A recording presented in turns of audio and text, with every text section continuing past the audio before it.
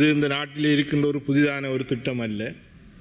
ஒரு வருடங்களும் ஒரு காலப்போக்கிலேயும் வருகின்ற அரசாங்கங்கள் மக்களை ஈர்ப்பதற்காக மக்களுக்கான ஒரு கொடுப்பனவை வழங்கிவிட்டு அடுத்து வருகின்ற தேர்தலில் தங்களுடைய பேர் நாமத்தை பதித்து கொள்கின்ற ஒரு விடயமாகவே நாங்கள் பார்க்கின்றோம்.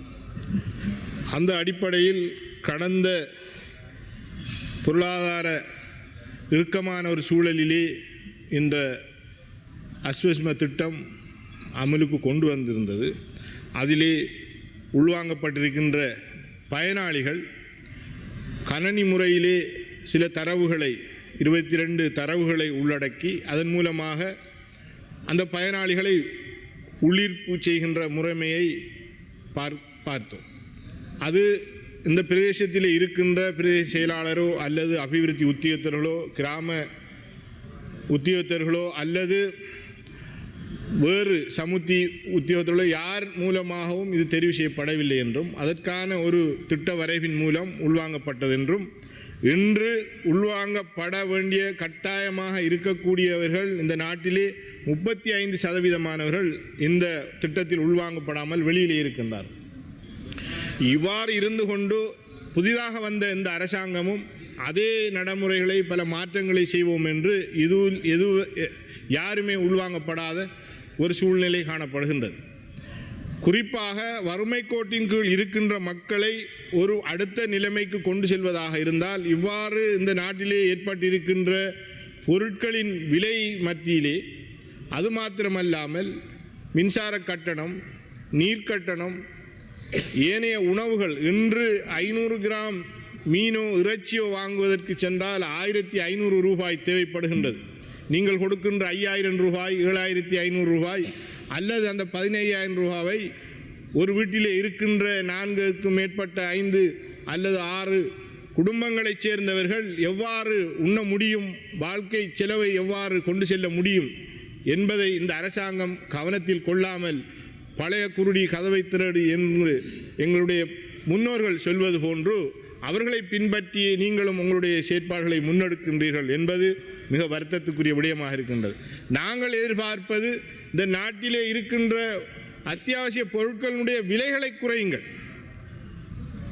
மக்களினுடைய பயன்பாட்டில் இருக்கின்ற நீர் மின்சாரத்தினுடைய கட்டணங்களை, எரிபொருள்களுடைய கட்டணங்களை குறைக்கின்ற போது அதன் மூலமாக மக்கள் ஓரளவேனும் இதிலிருந்து மீழ்ச்சி பெற முடியும்.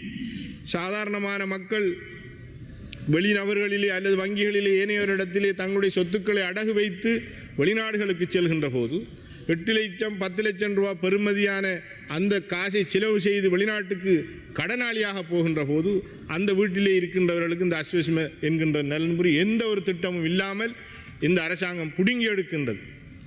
எனவே வறுமை ஒழிப்புக்காக, வறுமை கஷ்டத்துக்காக, தனது வீட்டிலே இருக்கின்ற முதியோர்களுடைய வைத்திய செலவுக்காக, பிள்ளைகளுடைய கல்விக்காக தன்னுடைய வாழ்க்கையை இழந்து வெளிநாடுகளிலே இன்று பரிதாபமான நிலையிலே தங்களுடைய தொழில்களை கஷ்டப்பட்டு செய்கின்ற அந்த நபருக்கும் நன்மை இல்லை, இந்த குடும்பத்துக்கும் எதுவும் இல்லை என்கின்ற அளவிலே எங்களுடைய இந்த வறுமை ஒழிப்பு என்கின்ற திட்டம் இருக்கின்றது. இதற்கான ஒரு மாற்றின் திட்டத்தை உள்வாங்குங்கள், கொண்டு வாருங்கள். இந்த நாட்டிலே இருக்கக்கூடிய எத்தனையோ வளங்கள் இருக்கின்றது, தொழில் வாய்ப்புகளை கொடுங்கள், அதற்கான திட்டங்களை முன்னெடுங்கள். இந்த நாட்டிலே காடுகளாக எத்தனையோ காலகாலமாக செய்கை பண்ணப்பட்ட நிலங்கள் இன்று ஒவ்வொரு திட்டத்தின் கீழும் ஒவ்வொரு அரசினுடைய ஒவ்வொரு வேலை திட்டத்தின் கீழும் பறிமுதல் செய்யப்பட்டிருக்கின்றது. அது இன ரீதியாக குறிப்பாக வடகிழக்கில் இருக்கின்ற முஸ்லீம் தமிழ் மக்களுடைய காணிகள் பறிமுதல் செய்யப்பட்டிருக்கின்றன. அதை அவர்களுக்கு செய்கை பண்ணுவதற்கு வழங்குங்கள் என்று சந்தர்ப்பத்திலே கேட்டுக்கொள்வதோடு விவசாயிகள், மீனவர்கள் போன்றவர்கள்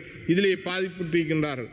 ஏதோ ஒரு அடிப்படையிலே ஒரு வள்ளங்களை அல்லது ஒரு திருவியிலே ஒரு மோட்டார் பைசிக்கலை வைத்திருந்தால் கூட அல்லது இந்த நாட்டிலே இருக்கின்ற நகரப்புறங்களிலே இருக்கின்றவர்கள் காணிகளினுடைய விலைகள் கூடுதலாக இருக்கின்றது. எனவே அவர்கள் வீடுகளை கட்டுவதற்காக 2 தட்டு வீடுகளை கட்டுவதற்கு கான்கிரீட் சிலப் போடுகின்ற அந்த வீடுகள் இருப்பவர்களுக்கு கூட இன்று அஸ்வஸ்ம திட்டம் நிராகரிக்கப்பட்டிருக்கின்றது.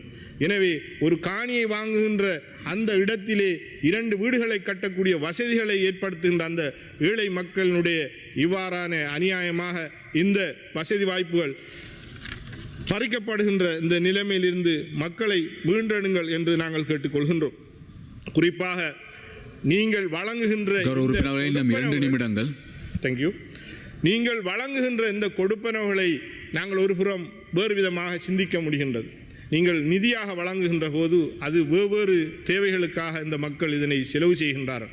அது அவருடைய ஆடம்பர செலவுக்காக அல்லது வேறு தேவைகளுக்காக பயன்படுத்துகின்றார்கள் என்று நாங்கள் நினைக்கின்றோம்.